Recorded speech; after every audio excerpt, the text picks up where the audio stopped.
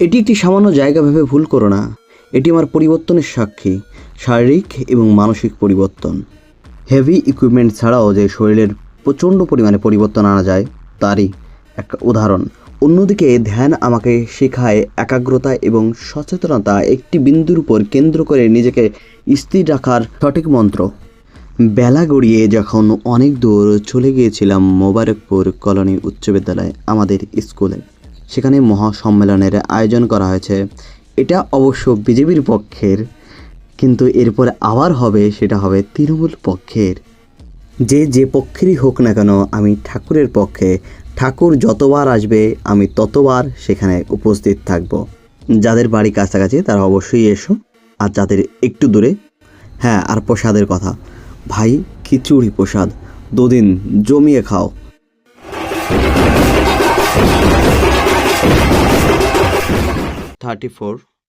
17 December study time হয়েছে total 7 hour. Digital time wallet দেখলে দেখতে পাবো যে আজ এই পর্যন্তই। সবাইকে অনেক অনেক ধন্যবাদ এ পর্যন্ত দেখার জন্য।